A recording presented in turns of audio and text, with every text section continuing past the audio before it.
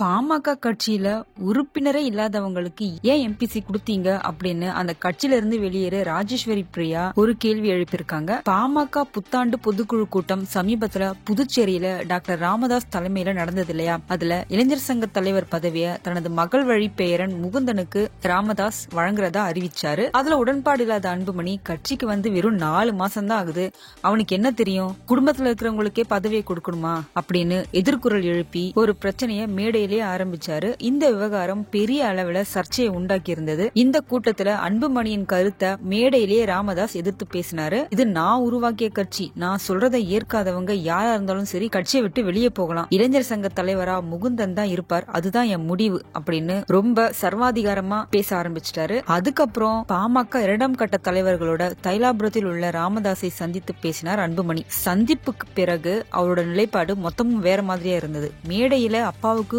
நேர் எதிரா இருந்த மாதிரி இருந்துட்டு கூட்டம் முடிந்து அந்த சந்திப்பும் முடிந்ததுக்கு அப்புறம் அன்புமணி ராமதாஸ் ரொம்பவே அடக்கமா பேச ஆரம்பிச்சிட்டாரு. இது பாமகவோட உள்கட்சி விவகாரம் அப்படிங்கறதால அதை பத்தி ஊடகங்கள் விவாதிக்க வேண்டிய தேவையில்லை, இதை நாங்க பாத்துக்குவோம் அப்படின்னு மழுப்பல் பதில சொல்லியிருந்தாரு. உள்கட்சி விவகாரம்னா ஒரு பொது மேடையில இருக்கும் போதா வந்து காமிப்பீங்க, உங்க 2 பேருக்கும் இடையில ஒரு முரண்பாடு இருக்கு அப்படிங்கறது ஆரம்பத்துல இருந்து எல்லாருக்கும் தெரிஞ்ச விஷயம் தான். ஆனா இதை இவ்வளவு வெளிப்படையா அந்த கூட்டத்துல காமிச்சிருக்க வேண்டிய அவசியம் இல்ல. அப்படி பொதுப்படையில காமிச்சிட்டு இது உள்கட்சி விவகாரம்னு சொன்னா பத்திரிகைகள் கேள்வி கேட்காம என்ன பண்ணுவாங்க?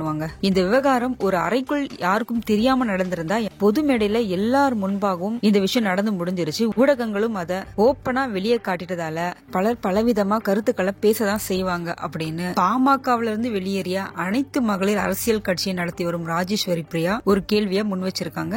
ராஜேஸ்வரி ஆரம்பத்துல பாமக மாநில இளைஞர் அணி செயலாளரா இருந்தவர். அன்புமணியோட கருத்துக்களால் ஈர்க்கப்பட்ட இவர் கடந்த 2017 டிசம்பர்ல கட்சியில சேர்றாங்க. அடுத்த 4 மாசத்துல இளைஞர் அணி தலைவர் பதவி கொடுக்கப்படுது. அப்போ 4 மாதங்களுக்கு முன் கட்சிக்கு வந்தவருக்கு பதவி கொடுக்கணுமா அப்படின்னு அன்புமணி ஏன் கேட்கல? ஊடகங்களோட கேள்வியா இருக்கு. பாமக நடக்கும் உள்கட்சி மோதல் குறித்து ராஜேஸ்வரி பிரியா ரொம்ப தெளிவா விளக்கம் கொடுக்கறாங்க. கட்சிக்கு ஒருத்தர் எப்போ வந்து சேர்றாருங்கிறது முக்கியம் இல்ல, அவர் திறமையானவரா இருக்காரா, தகுதி உடையவரா இருக்காரா அப்படிங்கறதுதான் முக்கியம். இந்த கட்சிக்குள்ள வந்த உடனே பதவி கொடுக்கறாங்க அப்படின்னு சொல்றார் அன்புமணி. கட்சியில உறுப்பினராக கூட இல்லாதவர்களுக்கு எம்பி சீட் கொடுத்தாங்களே, ஏன்? சௌமியா அன்புமணி எல்லாம் கட்சியிலே கிடையாது, இவருக்கும் எம்பி சீட் கொடுத்தாங்களே, அது ஏன்? பசுமை தாயகம் அப்படிங்கிறது ஒரு சுற்றுச்சூழல் இயக்கம், இதுலதான் சௌமியா இருக்காங்களே தவிர பாமக கட்சியில இல்ல. அதுக்கப்புறம் எதுக்கு அவங்களுக்கு சீட்டு கொடுத்தாங்க?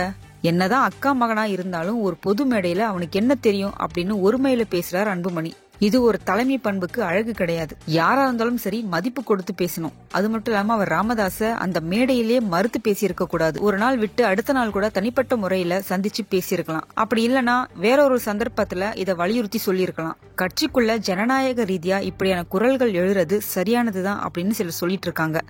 இந்த இடத்துல அன்புமணி இல்லாம வேற ஒரு நிர்வாகி இப்படி ராமதாஸை எதிர்த்து பேசிட முடியுமா? உள்கட்சி ஜனநாயகம் அப்படின்னு எடுத்துக்குவீங்களா?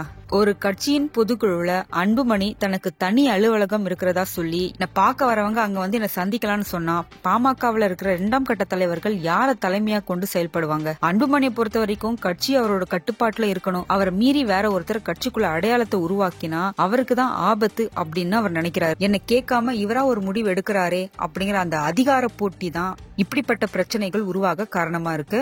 இப்போ அன்புமணிக்கும் சரி டாக்டர் ராமதாஸுக்கும் சரி 2 பேருக்கும் இடையே அந்த ஈகோ கிளாஷ் ஆரம்பத்துல இருந்து இப்ப வரைக்கும் இருந்துட்டு தான் இருக்கு. அந்த மேடையில அது பொதுப்படியா வெடிச்சிருச்சு. பெருசா ஒன்னும் சொல்லிக்கிறதுக்கு இல்ல, இது எல்லாருக்குமே தெரிஞ்சதுதான். ஆனா மேடையிலே காட்டி ரொம்பவே அநாகரிகமா உணர வைப்பாங்க அப்படிங்கறத நம்ம யாரும் எதிர்பார்த்திருக்க மாட்டோம். இதுவும் எதிர்கட்சிகளுக்கு ஒரு பேசு பொருளா தான் இருக்கு. இதை வச்சு அரசியல் செய்ய பார்ப்பாங்க, இந்த கட்சிக்குள்ள பிரச்சனை உருவாக்க பார்ப்பாங்க. இதெல்லாம் புரிஞ்சுக்காம டாக்டர் ராமதாஸும் சரி அன்புமணி ராமதாஸும் சரி அவங்களோட கட்சியை அவங்களே பொது மேடையில அசிங்கப்படுத்திக்கிறாங்கன்னு தான் சொல்லணும். வேற ஒன்னும் சொல்றதுக்கு இல்ல.